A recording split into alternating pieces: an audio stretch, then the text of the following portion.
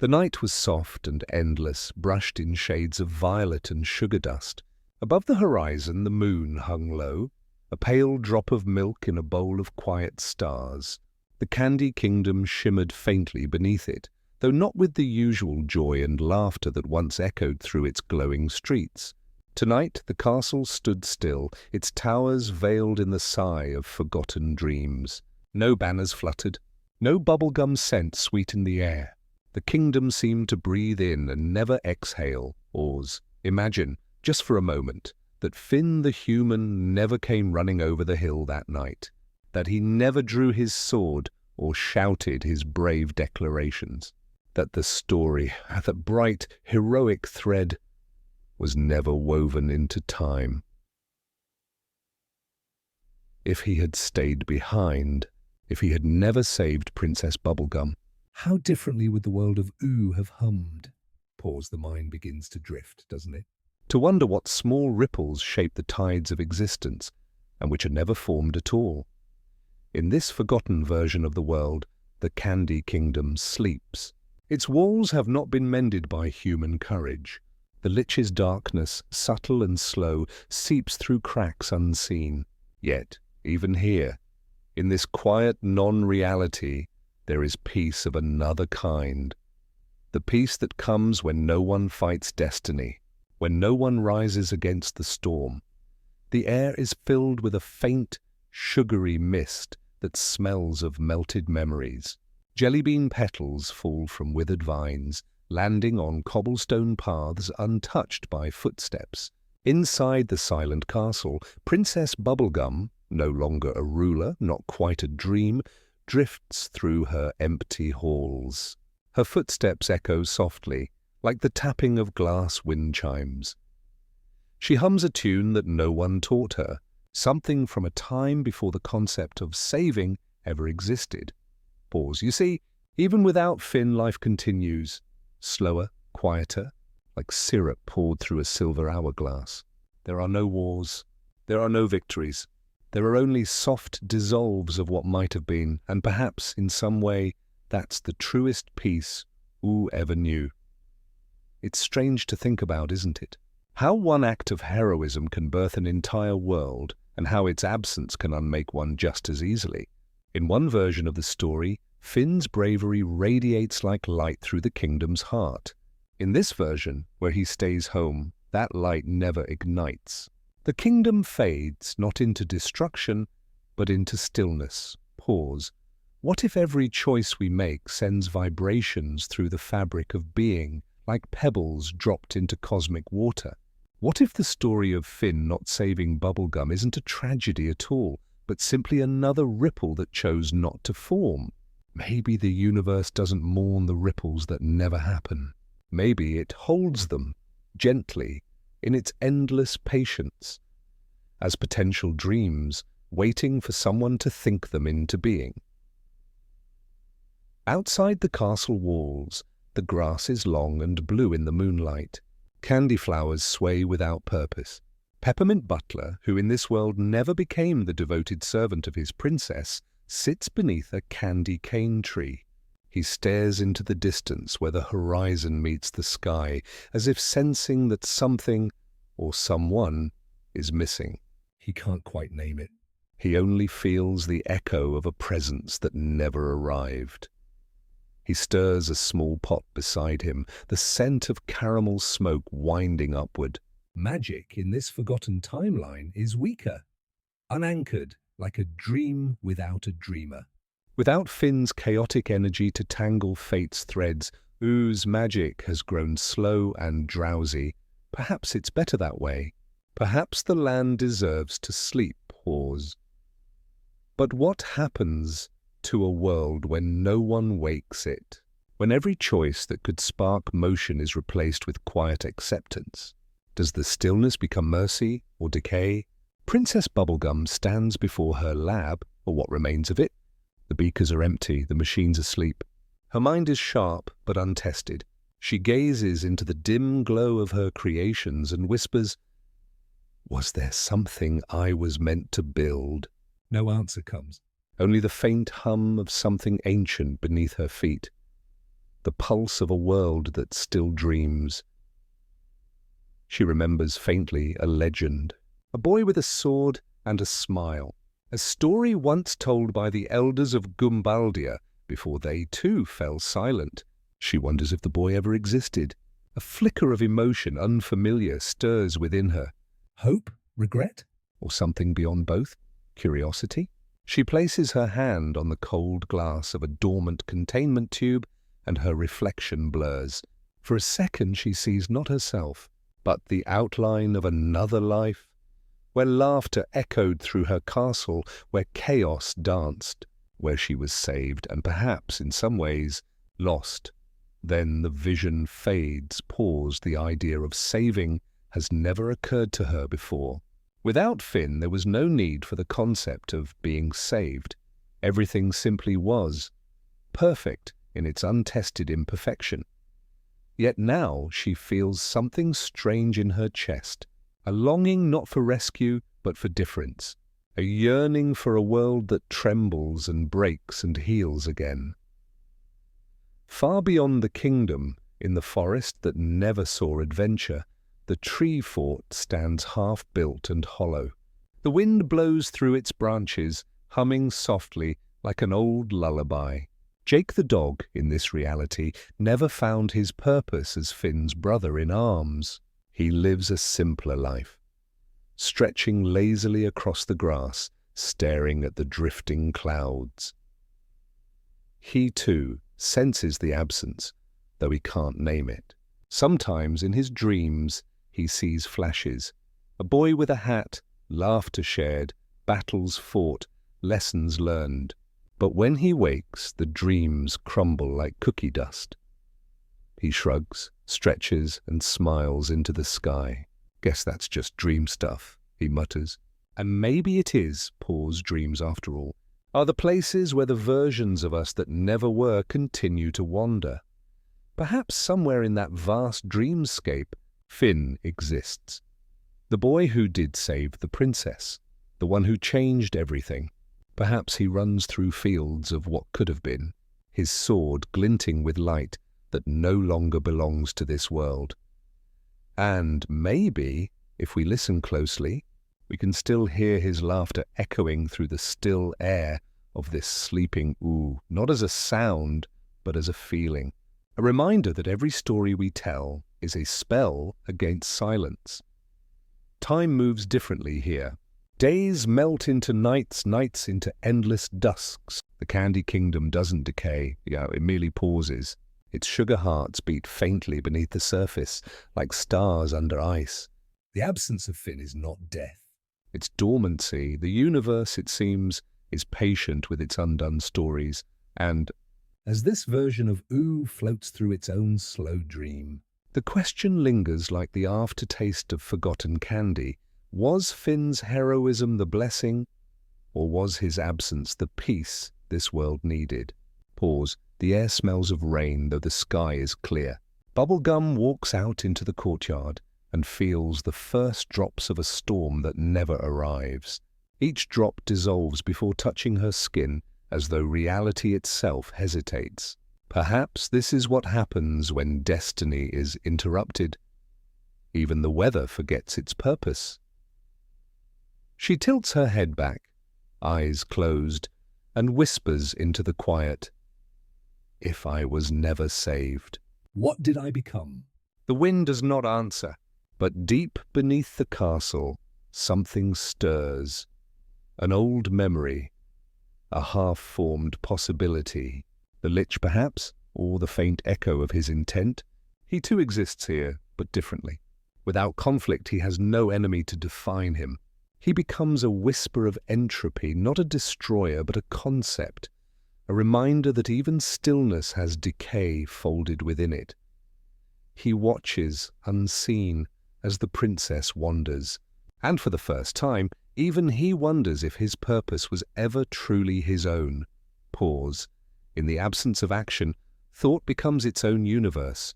Without Finn, every being in Ooo seems trapped in reflection, caught in the endless loop of what if. Perhaps this is what eternity looks like, a world so still that time no longer needs to exist. As the moon drifts higher, casting a milky glow across the empty streets, Bubblegum steps onto her balcony. From here, the kingdom looks peaceful, like a painting left unfinished. She can almost imagine a figure standing beside her, a boy with bright eyes and a restless heart. In another timeline, he would have saved her. In this one, he only exists in the gentle ache of her imagination. She whispers softly, "Maybe you were never meant to save me. Maybe I was meant to learn how to save myself." Her words fall like snow, dissolving before they reach the ground. Pause. Below, Peppermint Butler looks up toward the balcony. For the briefest moment, he too feels the echo of something immense. Not loss, but memory. He cannot place it. He only feels a warmth in his chest, as though the world itself sighed, and somewhere, beyond the folds of time, a ripple finally begins to form. Not in this world, but in another, the stars above shift subtly. One falls, leaving a streak of silver across the night sky. In that streak, possibility is reborn, the faint promise that no story, once imagined, ever truly disappears. Perhaps every version of reality waits for the others to remember it. Perhaps even this silent Ooo dreams of being awakened by a hero who never came. And maybe, just maybe, that dream is enough. Pause. As the night deepens, the air grows cooler, heavy with the scent of honey and memory. The castle lights flicker once, twice, then steady into a soft, endless glow. The world seems to exhale as though content with its stillness. In this reality, Finn never saved Princess Bubblegum, and yet somehow everything is still at peace. Because sometimes the ripples that never formed are the gentlest kind of salvation, the kind that lets the universe rest. The night lingers long after dawn should have arrived. In this world where Finn never lifted his sword, even the sun seems uncertain of its role. Its light drifts like spilled milk through gauze thin clouds, touching the edges of the Candy Kingdom with a hesitant hand. The colors here are faded, pinks dulled to rosewater, yellows muted to cream. Yet beneath that gentleness lies something alive, stirring, as though the kingdom itself is beginning to dream. Pause. Dreams, after all, are the only form of rebellion left to a sleeping world.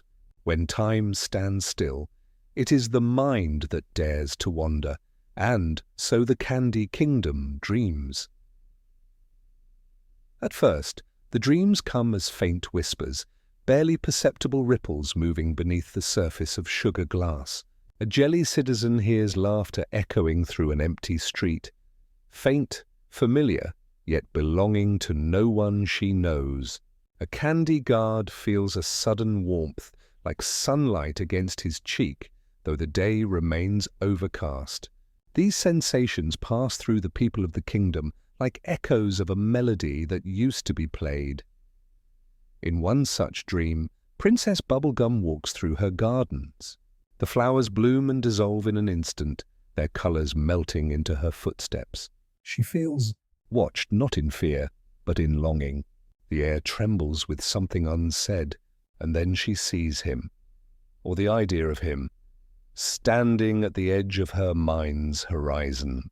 A figure with a white hat and a bright gaze, a boy who seems carved from the very concept of movement. She reaches out, but the dream dissolves before her fingers touch his. When she wakes, the memory is gone, but the yearning remains. Pause. Isn't it curious how even the unreal can ache for what never was? Perhaps the mind, like the universe, despises incompleteness. And perhaps, deep down, the Candy Kingdom remembers what it lost, even if it never truly had it. As days drift by, the dreams grow stronger. Citizens wake murmuring words they do not understand. Hero, destiny, adventure. They begin to hum songs without origin.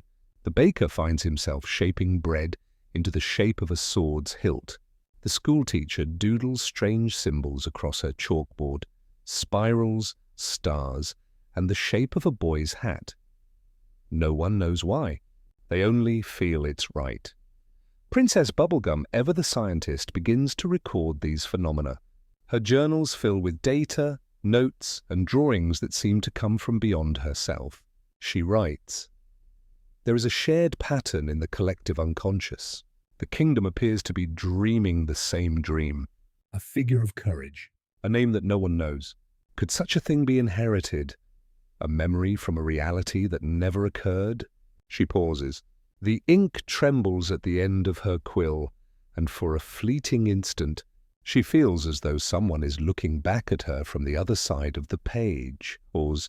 There are some questions, she thinks, that should be asked only in whispers. Outside her lab, the air grows thick with the scent of candy rain, a phenomenon she cannot explain. Drops of sweetness fall gently, then evaporate mid-air, leaving behind faint trails of light. The people of the kingdom begin to gather beneath these invisible showers, holding out their hands to catch what isn't quite real. They close their eyes, smile, and whisper words they cannot define. Thank you. We missed you. Who are they speaking to? No one knows. Perhaps to the boy they've never met. Perhaps to the story itself. In the hush between one raindrop and the next, a realization begins to take root. The kingdom does not dream for itself. It dreams of someone. Someone missing. Someone whose absence has become the architecture of their world. Pause. Isn't that a kind of love? To remember something you never had, and to miss it anyway? The nights begin to hum. Soft vibrations ripple through the castle's foundations. The walls glow faintly with light that seems to come from inside the stone. In the throne room, the great chandeliers swing gently, though no wind stirs them. Each crystal holds a reflection, faint outlines of movement, laughter, battles, scenes that never happened, playing across glass like a memory trying to rebuild itself. Princess Bubblegum stands beneath one of the chandeliers and watches. Her heart, usually a precise instrument of calculation, feels strange and heavy, like melted candy cooling in its mold. "What is happening to us?" she asks aloud. Peppermint Butler, standing beside her, adjusts his cloak. His voice is low, uncertain, a rare crack in his usual calm. "Maybe, Your Majesty," he says. "We are remembering the wrong timeline." She turns toward him, startled. "The wrong timeline?" "Yes," he says. "Maybe time didn't forget us. Maybe we forgot time." Pause. The words linger between them like mist. Bubblegum closes her eyes. For a moment she thinks she hears distant laughter. Bright, human, alive. It fades before she can grasp it. That night, sleep takes her gently. And in her dream, she is not a princess, but a child, wandering through the ruins of an older Ooo. The world around her is brighter, the air alive with color and motion. She sees the sky ripple like fabric, feels the wind carrying the scent of wild strawberries. Ahead, standing on a hill, is a figure. The same boy, the same outline. But now he is clear. He turns to her with an easy smile. "Hey, Bonnibel," he says, his voice the sound of sunlight breaking through clouds. "You okay?" Her heart trembles. "Who are you?" she asks. His smile widens. "I'm the reason you woke up." Then the dream collapses into starlight wars. When she opens her eyes, the moon has shifted to a strange position, as though the night has bent to accommodate something new. The castle hums softly around her, its sugar walls pulsing in rhythm with her heartbeat. She whispers into the dark, "Finn." The name feels foreign on her tongue, yet profoundly right, like remembering a song's final note after centuries of silence. By morning, the entire kingdom seems subtly changed. The citizens move with new energy. They speak with more warmth, laugh more easily, as if some small ember has been reignited. The dream has spread like pollen through the air, unseen but transformative. The baker leaves a loaf of bread at the castle gate, shaped like a sword. The schoolteacher writes adventure on her chalkboard and circles it twice. Children chase invisible shapes through the streets, shouting the name Finn as though calling a friend they've never met. Princess Bubblegum watches all this from her balcony, her expression caught between awe and fear. Is this hope, she wonders, or infection? Perhaps both. Pause.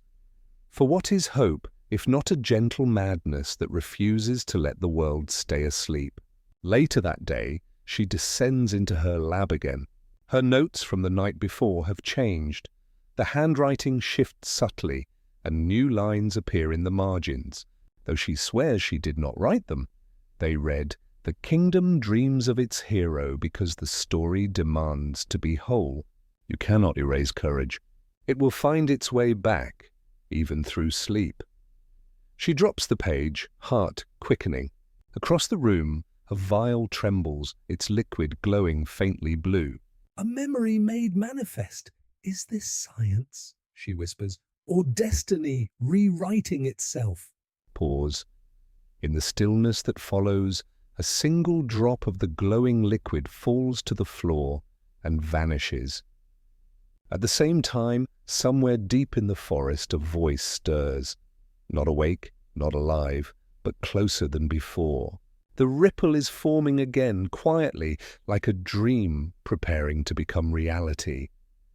The Candy Kingdom continues to hum with its half-remembered heartbeat.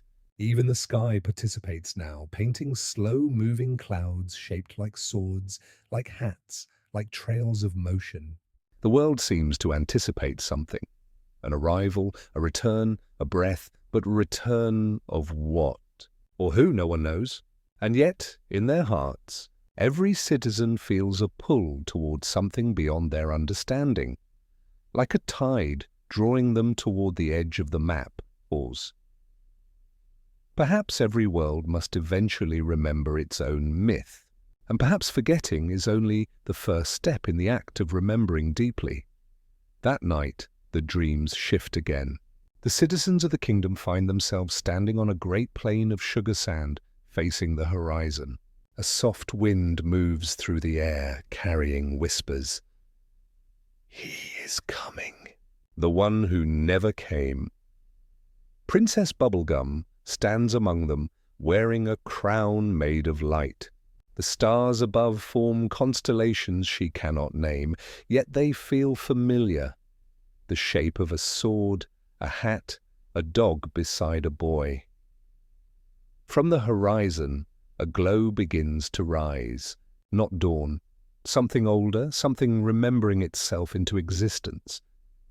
She closes her eyes and whispers, "Show me!" And for a heartbeat, she sees him again. The boy, standing where the light begins, smiling softly. She reaches toward him, but this time he doesn't fade. He only steps back, raising his hand in farewell. Then his voice drifts across the field like wind through sugar reeds. You were never meant to be saved. You were meant to remember. The dream fades, but its warmth remains. When she wakes, dawn finally arrives. Gentle, rose-colored, trembling with promise. The kingdom is alive again, shimmering with a strange new light. The citizens wake refreshed, unaware of what changed, only that something deep within them has settled into place. Princess Bubblegum stands at her window, watching the sun rise for the first time in ages. She feels it, the quiet hum of renewal, the pulse of a story rediscovered. And somewhere in that warmth, she senses gratitude, not just for what is, but for what wasn't, because sometimes the absence of a savior gives birth to a different kind of salvation, the kind that grows from within. Pause. The Candy Kingdom, once silent and still, now breathes again. And as it dreams, so too does the rest of Ooo, For the dream of one world is never contained. It spills outward, seeping into the hearts of mountains, forests, and forgotten spirits. A whisper, spreading through the sleeping fabric of reality. Wake up. The story remembers you, and so the dreaming kingdom begins to stir. Its sugar towers shimmer brighter. Its people hum tunes they've never learned. And in the distance, beyond the horizon, a soft sound begins, like the first step of someone walking toward them through the folds of time. Perhaps the boy who never saved the princess is finally dreaming his way back. Perhaps she is dreaming him into being. Pause. Either way, the dream continues. Gentle, vast, inevitable. A ripple that cannot be unmade. The dream of the Candy Kingdom ripples outward. Across the plains of Ooo, through the valleys of melted caramel and the ridges of peppermint stone, something begins to stir. The wind carries whispers that taste like memory. Faint, sweet, and sad. The trees lean toward each other, creaking softly, their branches exchanging rumors of awakening. It's in the heart of the forest, where light and shadow dance together like slow music, stands an ancient tree. It is vast, hollow, and shaped as though it once wanted to be a home. The wind hums through its branches, forming melodies no one has played in ages. And beneath its roots lies an echo, not sound, not voice, but something deeper. Something waiting. Jake the dog lives not far from there, in a meadow that never quite remembers the seasons. His days pass in gentle rhythm, stretching in the morning light, napping under the blue grass, and sometimes watching the stars blink lazily above. Yet lately, even his naps feel different. Dreams have begun to seep into them. Dreams not his own. He dreams of laughter, of battles fought beside someone whose name dissolves when he wakes. He dreams of warmth, of a hand reaching for his, and of a voice saying, "We've got this, buddy." When he wakes, the words linger like sunlight caught in his fur. He stretches, scratches behind his ear, and stares toward the forest. "Weird," he mutters. "Feels like someone's calling, but I don't know who." Pause. The forest hears him. Because everything in this version of Ooo listens, it just doesn't know what for yet. That afternoon, Jake decides to wander. He follows the hum that's been threading through the air for days. A low, gentle vibration, like the earth remembering a song. The deeper he walks into the forest, the thicker the air becomes. It smells of sap and rain, of something ancient beneath the sweetness. Sunlight falls in long golden shafts between the trees, and in their dappled glow, motes of dust float like tiny souls, suspended in thought. At first, everything seems peaceful, but then he notices something strange. The trees are whispering his name. Not quite words, but impressions.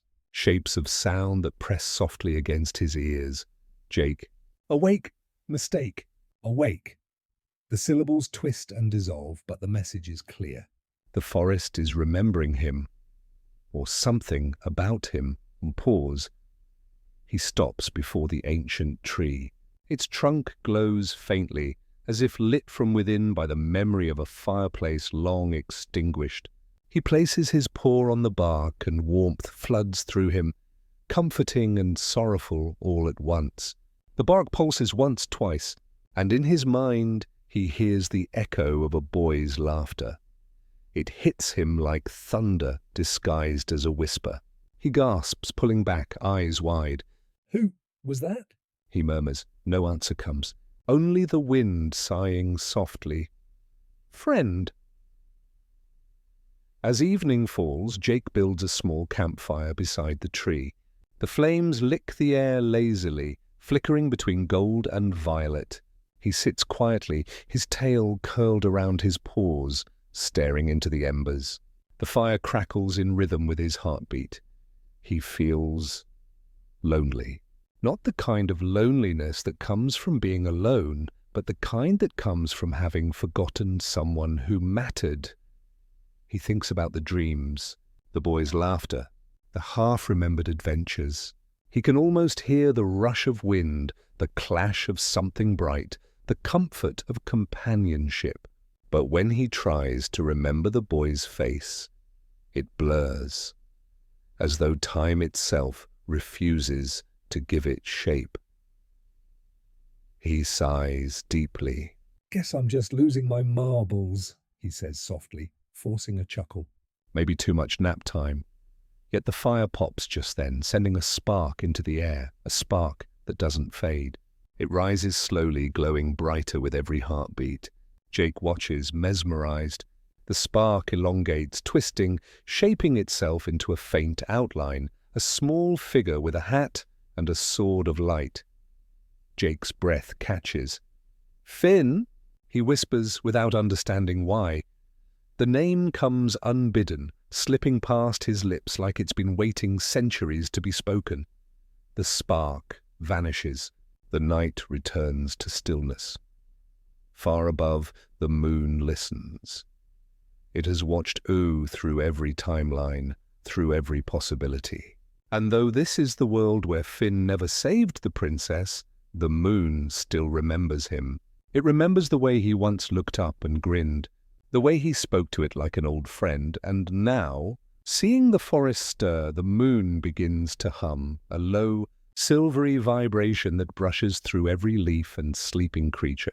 The hum finds its way back to the Candy Kingdom, to the glass towers and the princess who no longer sleeps. It even reaches the mountains where the Ice King's castle stands hollow and cold, dreaming of crowns and promises. Begins to resonate with the same quiet tune. The dream is no longer contained. It's becoming a language. Pause, and somewhere deep in the forest, Jake begins to hum along. Though he doesn't know the words, though he doesn't know why, it feels right. Like the rhythm of breathing, the fire burns low. His eyes grow heavy. The hum folds around him like a blanket. And as he drifts towards sleep, he whispers into the night, "If you're real, come back." The wind answers softly, almost tenderly. "I never left." In his dream, the forest blooms. Vines of light coil through the branches, dripping golden sap that turns into stars as it hits the ground. The air hums with life, bees of glass, rivers of syrup, glowing birds that sing in reversed time. And there, standing in the midst of it all, is the boy. His hat is tilted slightly, his smile calm and knowing. He holds out his hand. "Yo," he says simply. Jake laughs, the sound of relief and recognition. "Man, where have you been?" The boy shrugs. "Maybe nowhere, maybe everywhere." "Figures," Jake says, stretching with a grin. "You always were weird like that." They walk together through the dream forest, and for a moment, it's as though everything that was lost has been found again. Simple, effortless, whole, but then, as dreams do, it begins to fade. The light dims. The stars melt. The boy looks toward the horizon, his expression soft. "You gotta wake up, man. There's still work to do," Jake frowns. "Work? What work? You're not even—" But he's already gone. Jake wakes with a start. The campfire is out, only embers remain. Dawn has painted the forest in pale gold, and a faint trail of footprints, too small to be his, leads away from the tree. He stares at them in silence. A smile touches his lips, equal parts wonder and melancholy. "Guess I'm not dreaming alone anymore," he murmurs. As the sun climbs, Jake follows the trail. It winds through the forest, across a field of glowing mushrooms, past a river that hums the same song he heard in the wind. Every step feels guided, not forced, but invited. The air around him is alive, vibrating with unspoken memory. He feels it in his chest, a resonance between the world and whatever it's trying to remember. At the riverbank, he pauses. The water reflects the sky like a mirror of liquid glass. He crouches and peers into it. For a moment, his reflection is not his own. It's theirs. Two figures standing side by side, smiling at the horizon. He laughs softly. "All right, man," he says. "If you're out there, I'll find you. Promise." The river ripples as though in agreement. Pause. Somewhere far away, in the candy kingdom, Bubblegum pauses mid-step. Her heart gives a single, unexpected flutter, like hearing a song you didn't know you missed. She doesn't know why. But she looks toward the distant woods and whispers, "Jake!" The dream is connecting them now. Invisible threads weaving across sleeping timelines. That night, the forest hum grows stronger. The trees sway without wind. The air itself glows faintly as though breathing in color. The ancient trees' roots tremble, splitting the soil with a sound like sighing stone. From the depths beneath, something rises, like not a body, but an idea of return, and above it all, the moon hums louder. It is the song of reassembly, the world remembering the pieces of itself. Jake sits again by his fire, unable to sleep. The air feels electric, alive. He can sense change moving through the forest, through Ooo itself. And though he can't explain it, he feels less alone now, as if someone somewhere is dreaming him back in return. He smiles, gazing at the stars. "Man," he says softly, "I hope you're real. 'Cause this time I'm ready to run again." The stars shimmer, one falls. And as its light fades behind the trees, the forest sighs in response. Pause. Maybe the universe is listening. Maybe it always has been, and so the dream continues its journey.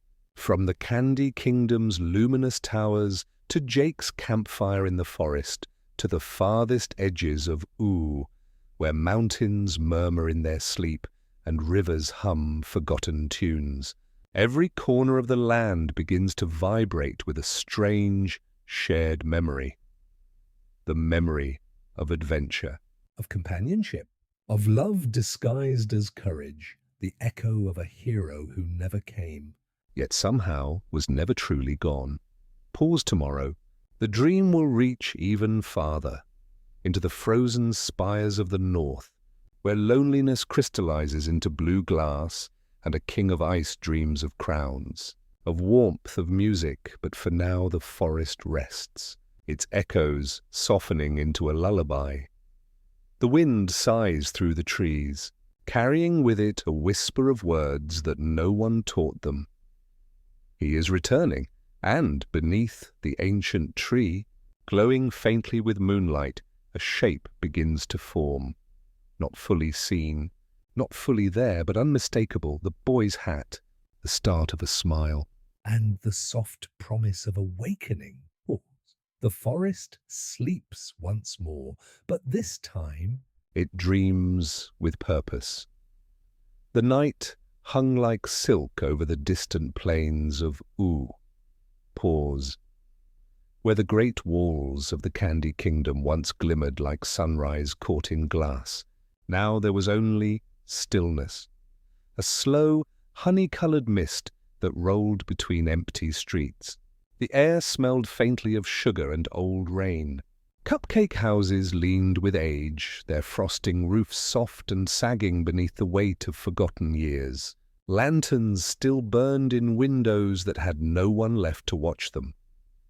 In this alternate dream of the world, where Finn never saved Princess Bubblegum, the kingdom continued, but not as it once had. The candy people walked as if in a trance, smiling because they remembered that they were supposed to, even though the meaning behind their smiles had quietly dissolved. They spoke the same cheerful words, but without the warmth that once gave them shape. Without their ruler's heart to guide them, the Candy Kingdom had become a place of perfect order, yet no joy. Every morning bells rang to mark the start of another day of mechanical sweetness. Every evening the soft hum of the kingdom's machines filled the silence left behind by laughter. Pause. Princess Bubblegum's great laboratory still stood in the heart of the kingdom. Its doors opened and closed as if by habit, automated systems carrying out her last recorded instructions. Vials bubbled, data blinked, candy cells replicated. A symphony without a conductor.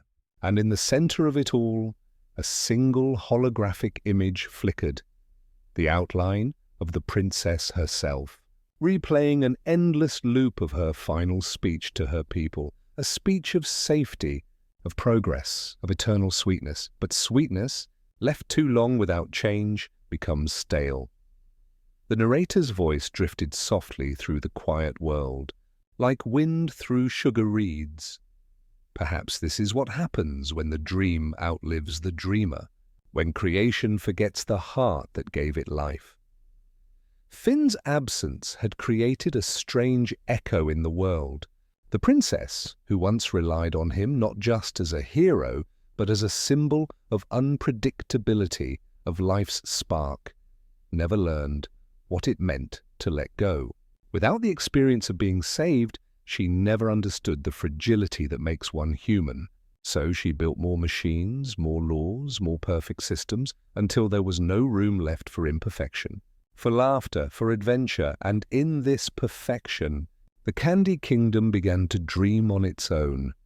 At night, the air itself seemed to whisper. The wind rattled empty jars and half-melted signs, shaping words no one could quite hear. Some said the kingdom was alive, dreaming of its creator. Some said the spirit of the princess had dissolved into the sugar itself, still trying to finish her work. If one were to wander the quiet streets, they might find traces of what once was.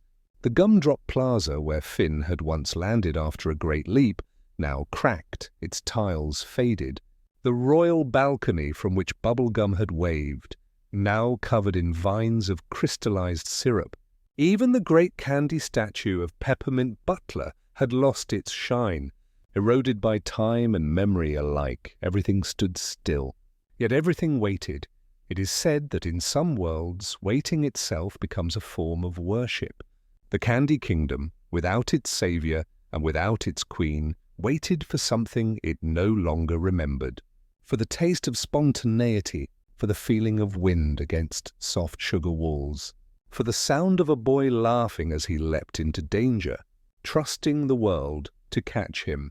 In the silence, the kingdom prayed without knowing it prayed. Pause. Would it have been better, the narrator mused, if the princess had fallen, if her kingdom had crumbled, if the candy people had learned sorrow for just one brief moment? For it is often sorrow that sweetens joy, imperfection that gives meaning to perfection. But without Finn's reckless bravery, the Candy Kingdom never broke, and so it never learned how to heal. It remained suspended, a bubble that never burst. And deep within the laboratory, among the humming machines, a quiet voice still whispered to no one. A recording of the princess speaking to the empty air. If anyone finds this, remember, the kingdom must endure. The sweetness must last forever. The voice looped endlessly, unaware that forever had already become its own kind of decay. Pause.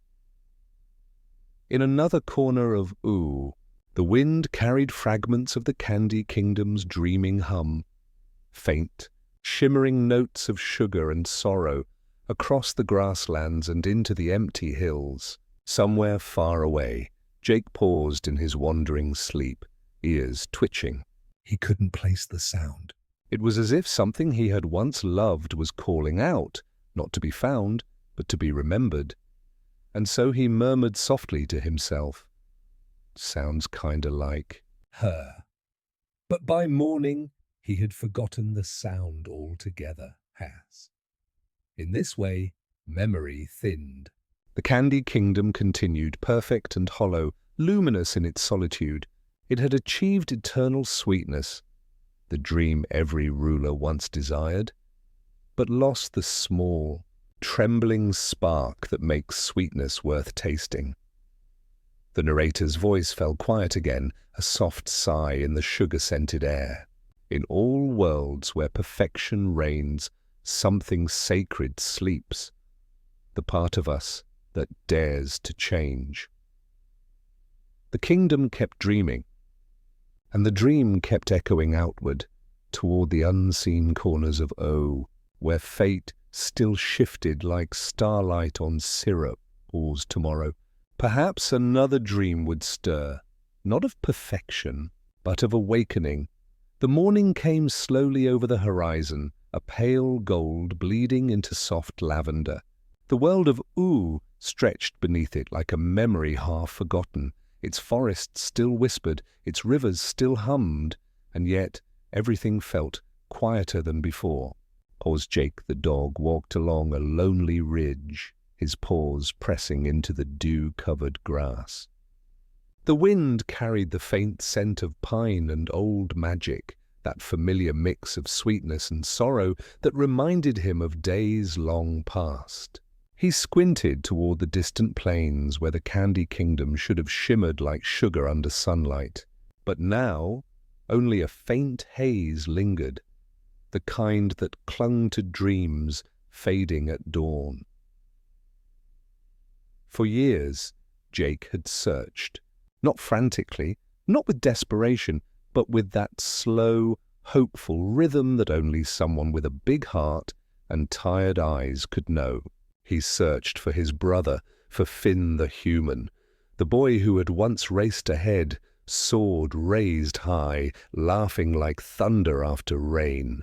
But each place Jake visited seemed quieter than the last, as if the world itself was gently erasing Finn's footprints.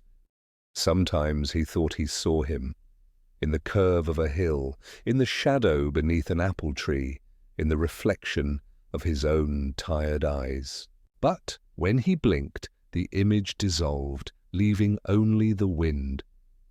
There came a day, this day, when Jake finally stopped. He sat down beside a stream that hummed with a voice older than memory. The water was cool and glassy, reflecting his face as it used to be, wide-eyed, smiling, full of mischief. But when he leaned closer, the reflection changed. It wasn't Finn's laughter echoing behind him anymore, just the whisper of the current. "Maybe he's not out there," Jake murmured softly. "Maybe he never was." He smiled, but it wasn't his usual grin. It was the kind of smile that came from letting go, not from joy. Tanos. In this world, without Finn ever saving Princess Bubblegum, the ripple that once connected every heart in Ooo had never truly formed. The adventures that had bound Jake and Finn together, the monsters, the quests, the songs they sang under the stars, all had faded into something else.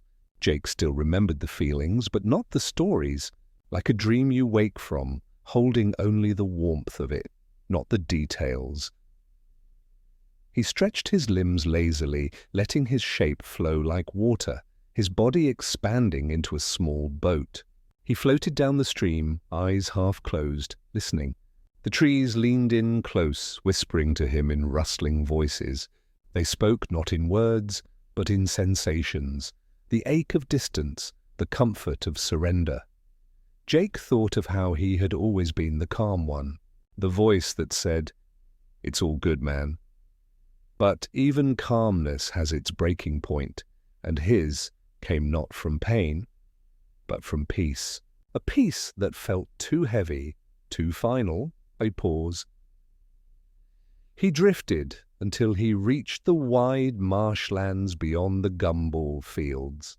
The air shimmered with the faint residue of magic, soft pink lights that flickered in the fog.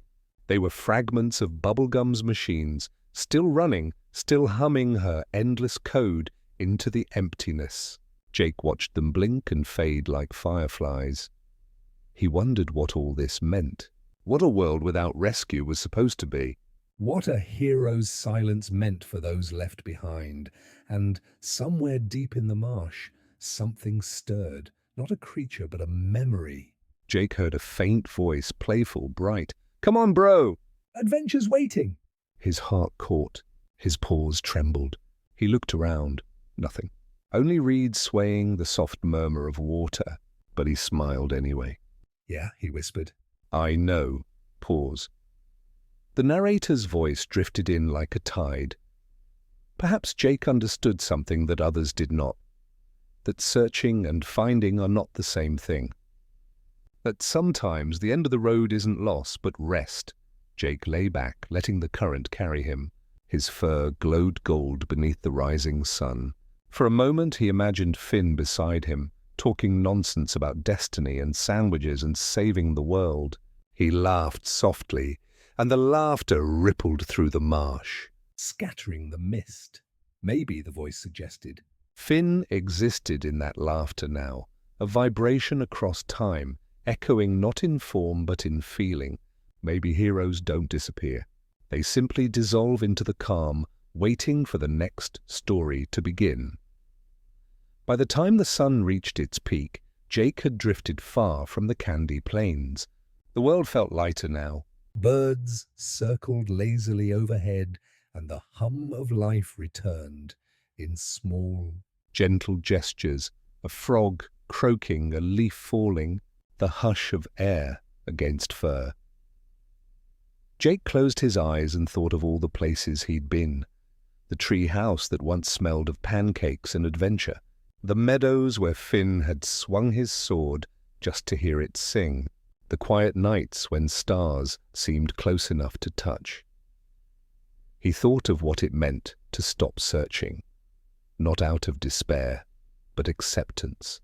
The acceptance that maybe some things were never meant to be found again, that maybe Finn's story wasn't one of loss, but of transformation. Pause. Sometimes, Jake murmured to the empty sky, you got to stop looking to start seeing. The wind carried his words toward the distant horizon, across the sleeping world that had forgotten its hero. And though no answer came, Jake felt something shift within the silence, a warmth, faint but steady, like a heartbeat beneath the surface of things. The current slowed as the stream opened into a calm, wide lake. Jake floated at its center, surrounded by mirrored clouds. Everything was still. He took one last deep breath, and for the first time in years he felt no pull, no duty, no ache, no question. Only stillness, he whispered into the glassy air. Miss you, bro. The lake rippled once.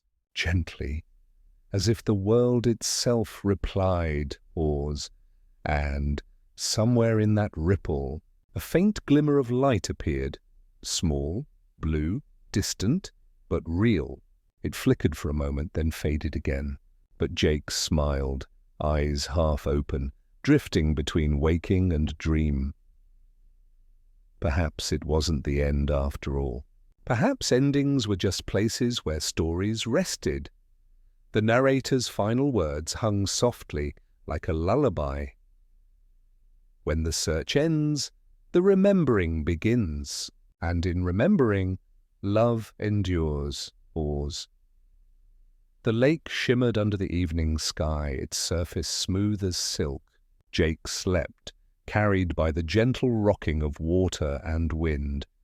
Above the sleeping world of Ooo, the night unfurled itself like a velvet curtain dusted with slow-moving diamonds. Oars. The stars shimmered. Not in brilliance, but in patience. One of them, faint and steady, burned with a light older than time, a watcher among watchers. It had seen the rise of kingdoms and the fading of laughter, the weaving of destinies and their unraveling. And tonight it gazed softly upon the quiet earth below, upon a dog dreaming on a silver lake, and upon the echo of a boy who never saved a princess. The star did not think, not in the way mortals do. It remembered, it listened, and it mourned. When Finn was meant to save Princess Bubblegum, This star had gleamed brightest, as if sensing that the thread of fate below was about to shimmer with purpose. But when he turned away from that path, when destiny faltered, the star dimmed, its pulse slowing, as though something in the universe had gone quiet. Now it simply watched. Pause below. The Candy Kingdom still dreamed its mechanical dream, a city of sweetness suspended in eternal dusk. In the marshlands, Jake's breath rose and fell in time with the ripples of the water.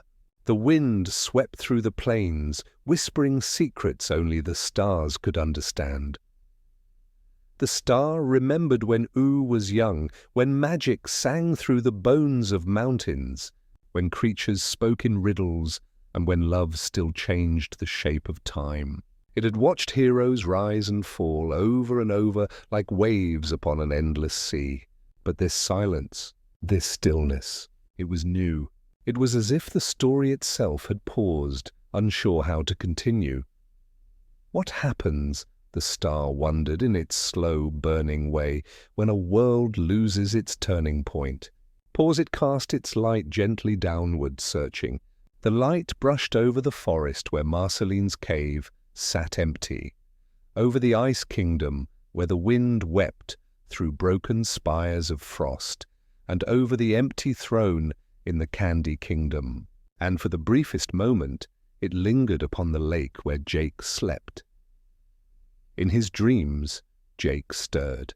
He dreamed of light, Not sunlight, starlight. He felt warmth above him like an unseen friend keeping watch. He murmured, half asleep, "Finn?" But no answer came.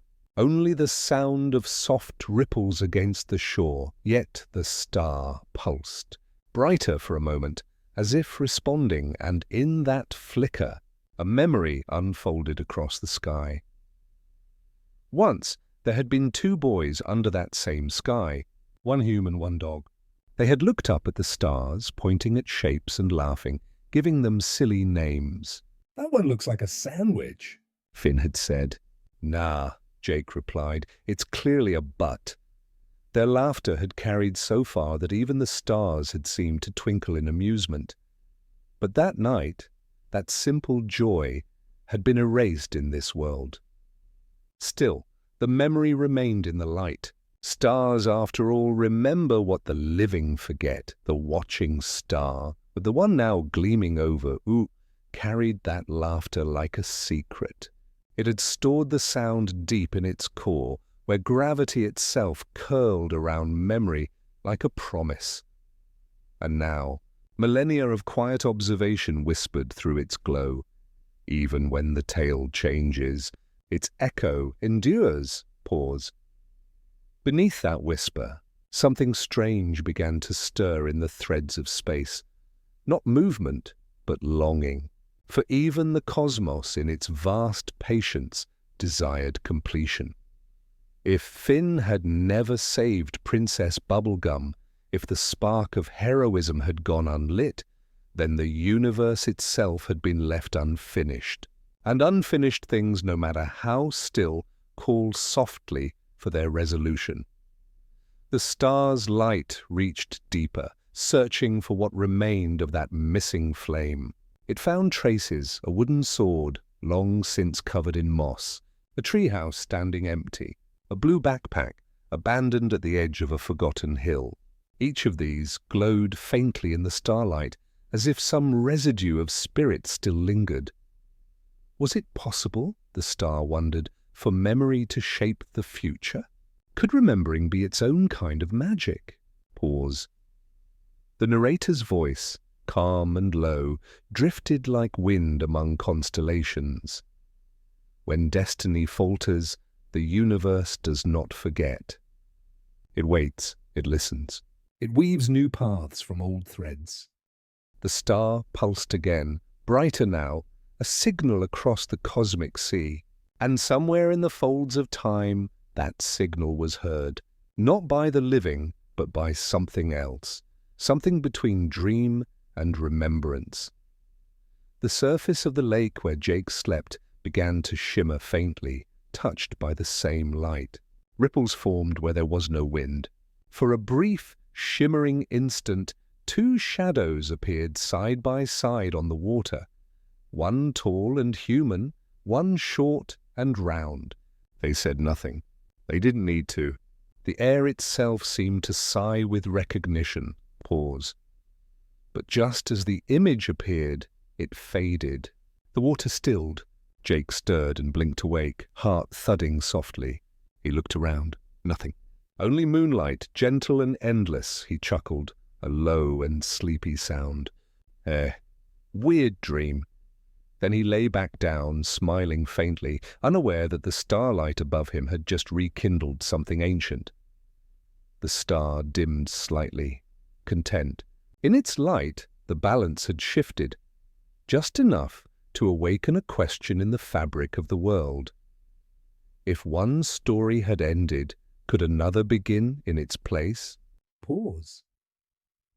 And somewhere far beyond the skies, beyond even the edge of Oo's dreaming, a voice began to whisper, faint, distant, but undeniably familiar. A boy's voice. Hey, Jake, you awake? Pause. The star flickered in response, bright as dawn for one heartbeat. Then it resumed its watch, silent and patient once more, carrying that fragile spark of possibility through the deep blue eternity of night. For stories, like stars, do not truly end. They only move farther away, waiting for eyes to find them again. The moon rose quietly above Ooo, slow and patient, as though it were remembering how to climb.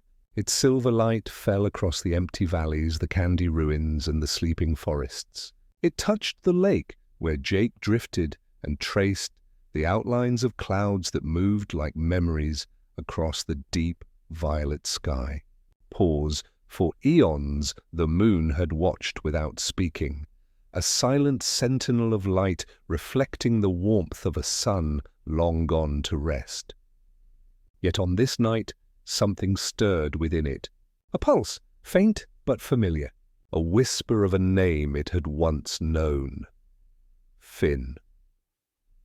The sound was not heard by ears, but by the world itself, by rivers, by trees, by forgotten places that still remembered the echo of adventure. The syllable travelled through the air like a sigh, delicate and alive, stirring leaves that had lain motionless for years. The moon remembered. Pause. There was a time when its silver light had glinted upon Finn's blade as he leapt from mountain to mountain, when his laughter had danced among its craters. He had spoken to it once, a small boy on a hill staring up at the sky after a long day of quests. "Hey, moon," he had said, "do you ever get lonely up there?"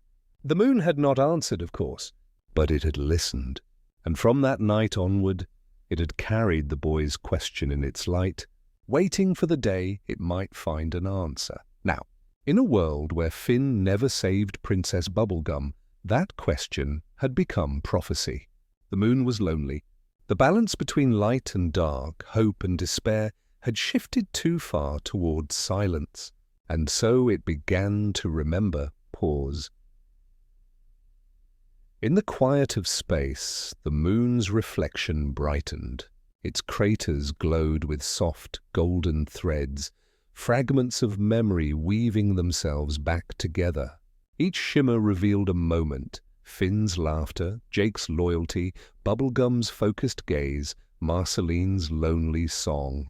The moon saw them all and felt the ache of distance between what was and what should have been.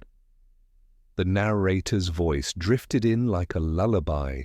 There are moments when the universe itself remembers the names of those who were meant to shape it. And in that remembering, the world begins to heal. Below, Jake stirred. His dreams had been growing warmer, softer. In them, he saw flickers of light, sometimes a sword, sometimes a hand reaching through fog. He could not make sense of them, but each night they came closer, clearer. Tonight he opened his eyes to find the world bathed in a strange silver glow. The moon was enormous above him, full and bright, its reflection trembling across the surface of the lake. "Whoa," he whispered. "You're looking kinda awake tonight." He sat up, stretching, fur shimmering like liquid gold in the moonlight. For a moment, it felt as though the air around him was listening. Then faintly, he heard it. Not with his ears, but somewhere deep inside, a voice, tender and far away. "Jake." He froze. The sound was gentle, uncertain, like someone learning how to speak again. "Finn," Jake whispered back. His voice cracked, half disbelieving, half desperate. "Buddy, that you?" The wind rustled through the reeds, carrying with it the scent of old adventures, of damp caves, pine sap, and burnt marshmallows. The lake rippled once, then stilled. Jake waited. The voice didn't return. Only the moonlight deepened, shining brighter still, as if trying to tell him something it couldn't put into words. Above, the moon trembled. It could feel the weight of its remembering growing heavier. The name, Finn, echoed through its craters and across its surface like a heartbeat, and with each echo, light spilled down, touching corners of Ooo that had been forgotten. In the Ice Kingdom, the frost began to shimmer, melting into tears of crystal blue. In the forests of the Nitosphere's edge, even shadows lifted their heads, sensing change. And in the depths of the Candy Kingdom, a single machine flickered back to life, its sensors scanning the sky, whispering, "Signal detected." Pause. The narrator's tone softened, flowing like water over stone. "Memory is the seed of resurrection." Even the moon knows this, that to remember a name is to reawaken its meaning. And so the moon began to whisper more clearly, its light bending into patterns, forming shapes across the land, trails of silver leading through the mist. They wound like threads, connecting the still world below to the sleeping heavens above. Jake followed one of those threads. He didn't know why or where it led, but something in his heart told him to move. Each step felt lighter than the last, like walking through a dream that wanted to be real. He followed the moonlight past fields of glassy sugar, through valleys of frozen gumdrops, until he came to a hill that overlooked the remains of the tree fort. Its branches were bare, its windows dark, but its outline still stood proudly against the stars. Jake climbed to the top and sat beneath the twisted trunk. The moon shone brighter than ever, its reflection turning the river below to silver fire. And there, as the world held its breath, the moon whispered once more, "Finn the human." Jake felt tears prick his eyes. He hadn't cried in years. He whispered back, voice trembling, "Yeah, that's him. "That's my bro." The moonlight shimmered as if in response. Somewhere deep inside its core, a spark of something ancient flared. The first ripple of destiny stirring again. Pause. All across Ooo, unseen forces began to shift. Dreams changed their colors. Rivers hummed in new melodies. The empty sky filled with soft, pulsing light. And for the first time in a long, long while, the stars began to murmur among themselves. "The boy's name has been remembered," they said. "The thread is waking." And as Jake sat beneath the moon, staring at the silver glow above him, he felt warmth rise in his chest. Faint but alive, like a heartbeat he had forgotten how to listen for. The moon had remembered, and because it remembered, the world began to dream again. Oz. In the quiet that followed, the narrator's voice wrapped the moment like a blanket. When light remembers darkness, and darkness remembers light, the two no longer fight. They become a rhythm, a balance, and in that balance, creation begins anew. The moon drifted slowly across the sky, carrying with it the name of a boy who once asked if it ever got lonely. Tonight, it wasn't. Morning did not arrive that day with sunlight, but with rain.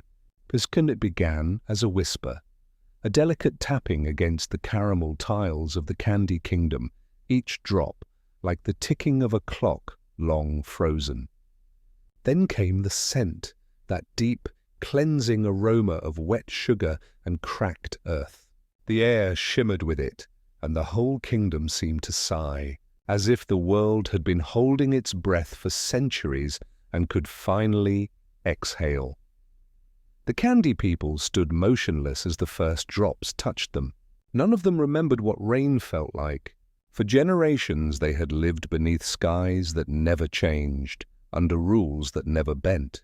Yet here it was, soft, cold, alive, running down frosting walls, melting sugar streets and tracing silver paths across their candy skin.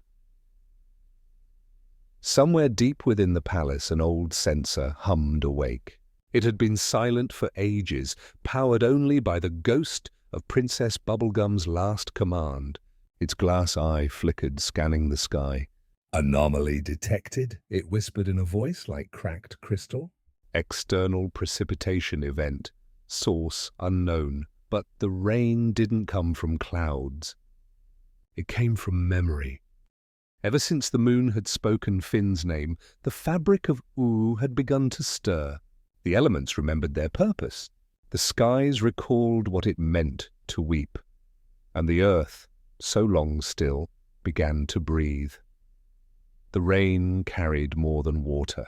It carried echoes, tiny fragments of laughter, sighs, and songs that had once filled the kingdom's air. The droplets sang softly as they fell, faint, familiar tones that blended into a melody no one could name, but everyone could feel. In the town square, a small group of candy people gathered, their sugar eyes wide with wonder. Peppermint Butler, ancient and cracked from time, lifted his round face toward the sky. He blinked once, twice, and then whispered, "She's dreaming again." The others turned to him, confused. He smiled, a tired, wistful smile. The kingdom, it remembers her. Pause. Deep within the palace, machines flickered to life one by one. The holographic image of Princess Bubblegum shimmered for the first time in centuries, not as a projection, but as a shadow of presence, her form hazy, her voice soft. "Integrity check," it said, automatically. But the tone changed mid-sentence. Jake?" The system paused. Somewhere in its code, something had shifted. A word, a name, a feeling. And in that moment her image blinked, like a candle flame learning to breathe. Outside the rain fell harder. Droplets streamed down the candy towers, washing away layers of crystallized dust, revealing the colors beneath, pinks, golds, and soft pastels long dulled by stagnation. The city was waking up. Pause. The narrator's voice flowed in, slow and soothing. There are rains that wash the land and rains that wash the heart. And sometimes, when the world forgets how to move forward, memory must fall from the sky to remind it. And so the Candy Kingdom, the heart of a frozen dream, began to beat again. Children-shaped sweets laughed as puddles formed at their feet, uncertain at first, then joyous, splashing without knowing why it felt so good. Caramel roofs glistened. The air was thick with the smell of renewal. Warm sugar melting into the rhythm of falling water. Above it all, the moon still shone faintly through the veil of rain, its pale light threading between the drops. The moon remembered the boy's name. The rain remembered his promise. Finn the human. His absence had once defined this world. Now his memory began to rewrite it. In a quiet corner of the royal laboratory, a single flower pushed through a crack in the candy floor, a blue petal blooming where no life had grown in ages. It leaned toward the rain streaming down a broken window pane, and with each drop that touched its surface, its color deepened. The machines recorded it automatically, labeling it as foreign organic matter. But the flower was no anomaly. It was a sign. Somewhere in the code of the Candy Kingdom, the dream of its creator had begun to remember imperfection. Peppermint Butler walked alone through the palace halls, his cane tapping softly. He stopped before the throne room and stared at the flickering image of Bubblegum, half light, half ghost. Her eyes, though hollow, seemed to shift toward him. "My lady," he whispered. "The rain has come." For a moment there was only static. Then her voice, distant but gentle, filled the chamber. "Rain?" He nodded. "Yes, from the sky." Her form shimmered, data streams glitching into brief expressions of emotion. Confusion, then awe. Then almost relief. "I thought," she murmured. "I thought the sky had forgotten how." Pause. Outside, thunder rolled softly. Not the angry roar of storms, but the tender hum of awakening. Each drop that fell carried fragments of something deeper. Forgiveness, longing, love. The kind of love that once connected a human boy, a candy queen, and a talking dog under a shared moon. The narrator's voice lowered to a near whisper. "Even when the story sleeps, the heart of it continues to dream. And when the dream remembers what it loved, the world begins to rain." As the rain continued, Jake arrived at the edge of the kingdom. His paws pressed into the soft, wet sugar, his fur glistening with light. He looked around in disbelief. The Candy Kingdom, once lifeless and still, was moving, breathing. He watched as the candy people looked up, laughing for the first time in ages. He felt tears mix with the rain on his face. He whispered, "You'd love this, buddy. You really would." Pause. Somewhere far above, the moon flickered again. A pulse of recognition, and for a heartbeat, Jake felt something touch his heart. Not physically, but through the stillness inside him. A warmth, a voice. "Jake," he froze. He knew that voice. It wasn't loud, it wasn't even clear. "But it was there, Finn," he breathed. But the rain only fell harder, wrapping him in its music. The voice faded into the rhythm, into the pulse of a world remembering itself. Still Jake smiled, because now he understood. The Candy Kingdom glowed softly through the rainfall like a lantern in fog. And in that glow something began, something fragile and new.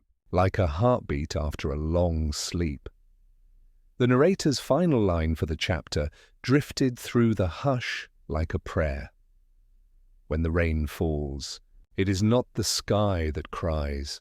It is the past, forgiving itself. The storm softened. The clouds parted, and through the clearing mist, the moon smiled down, silver and kind, upon a kingdom reborn. The rain faded by dawn. What remained was a quiet so complete it almost sang, a hush that spread over the Candy Kingdom like silk. Mist drifted through the streets, wrapping towers in a dreamlike veil. The air shimmered faintly with warmth, as if the world itself were whispering, "Something is coming." Pause. Peppermint Butler stood alone on the balcony, overlooking the gleaming rooftops. Drops of water clung to his robes and staff, reflecting the soft glow of sunrise. The city was awake now, breathing, pulsing, yet something felt incomplete. There was joy in the streets, laughter in the air, but deep within a question still lingered. What happens to a world that remembers someone who never saved it? He closed his eyes and listened. For a moment, the rainwater dripping from the eaves began to syncopate into a rhythm. Soft, familiar, like footsteps echoing in another life. It made him shiver, and then he heard it. A voice, faint, like a memory dissolving in water. Jake. Peppermint Butler turned. The air behind him rippled faintly, bending the light. Out of it stepped a boy-shaped shimmer, translucent as glass, glowing faintly blue beneath the morning sun. His outline flickered, not quite real, as though drawn by the thought of someone who once existed. Finn, or rather, the idea of Finn was he wasn't flesh, not anymore. He was a constellation of moments, laughter over campfires, the flash of a sword under starlight, the sound of a promise whispered beneath a broken sky. His form pulsed with memory, made from echoes of every life he had touched, every dream that had remembered him. Jake was the first to see him. He stood at the base of the tower, paws muddy from the night's rain, tail low with disbelief. His eyes widened, hopeful, terrified. Finn? The boy turned toward him. For a second the illusion solidified. Blonde hair, blue eyes, that same crooked smile that could calm storms and summon courage. "Hey, buddy," the memory said. Jake took a step forward, at the kind of step that carried centuries of waiting, but stopped as Finn's image flickered again, dissolving slightly. The air around him shimmered like water disturbed. "You're not—" Jake began. "I know," Finn said softly, voice trembling like wind through reeds. "I'm not really me. I'm what's left when stories don't end the way they're supposed to." Pause. He looked up at the castle, where the faded hologram of Bubblegum still flickered faintly, her presence barely holding against the rain's awakening. "She dreamed me once," Finn said. "And maybe she never stopped." Jake's voice cracked. "She needed you, man. Everyone did," Finn nodded. "I know." "But then maybe I wasn't supposed to save her this time. Maybe I was supposed to save the dream instead." He knelt, touching the wet sugar ground.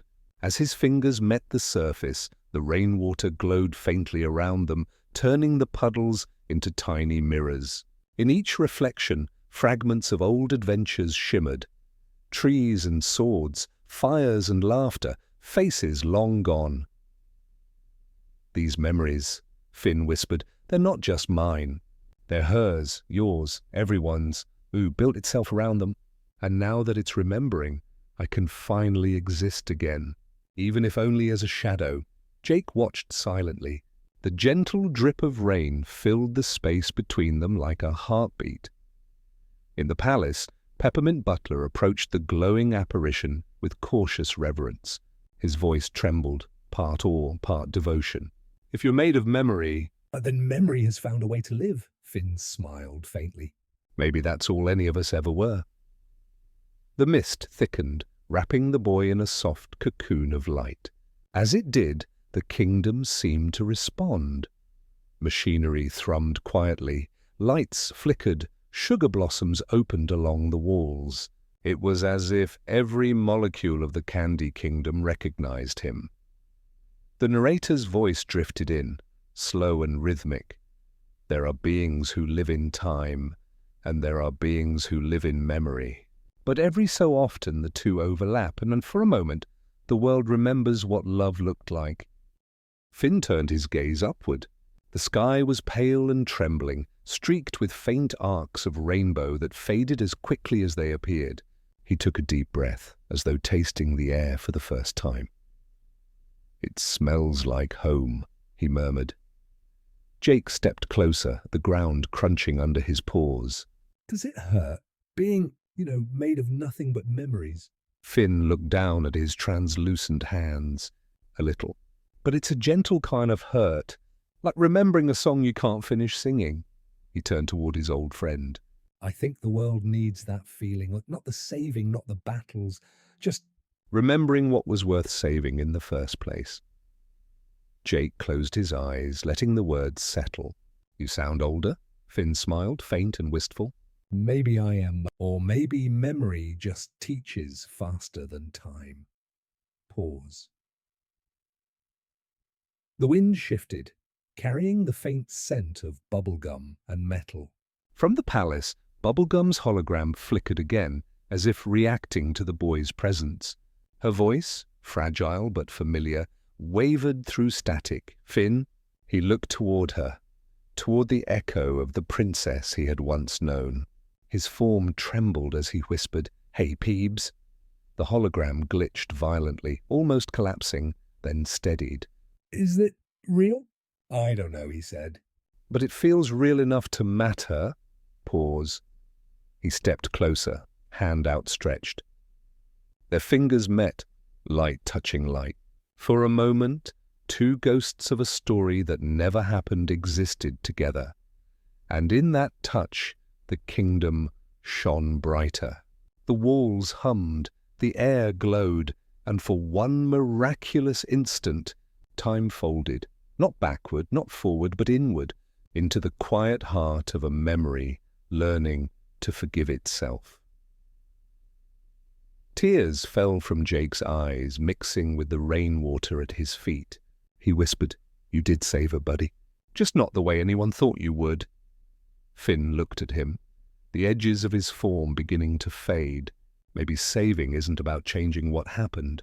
Maybe it's about remembering it gently. Pause. The sun climbed higher, breaking through the mist. Finn's figure grew more transparent, his outline dissolving into the light. Jake reached out, voice breaking. "Finn, wait!" But the boy just smiled. That same familiar grin that once promised adventure, hope, and endless skies. "I'm still here," he said softly. "As long as you remember me." And then he was gone. Pause. Silence filled the Candy Kingdom once more. The rainwater had dried, leaving faint, crystalline reflections on the streets, like tiny windows into other times. The hologram of Bubblegum flickered one last time and whispered, "Thank you." Jake stood there, staring at where his friend had been. The narrator's voice returned, slow and melodic. "When memory takes shape, it does not live in the world. The world lives in it." And so the boy, made of memory, walked not on soil or sugar, but in the quiet hearts of those who dreamed him back. Pause. Jake turned toward the horizon. The sun broke free of the clouds, painting the kingdom gold. Somewhere in that light, he thought he saw a shadow running, laughing, sword in hand. And in that moment, he smiled through his tears. "See you in the next dream." "Finn." The wind carried his words upward, scattering them into the air like soft confetti. The kingdom shimmered, alive once more. The morning stretched long and gentle over the land of Ooo. The rain had passed, leaving behind a freshness that felt almost divine. The Candy Kingdom glistened under threads of sunlight, every sugar dome and caramel tower sparkling like glass. Beyond the walls, the forests whispered softly. Even the air seemed to hum with a quiet reverence. The world had changed. It didn't roar or tremble with magic anymore. It simply breathed. Pause. Jake walked the streets that Finn once ran through.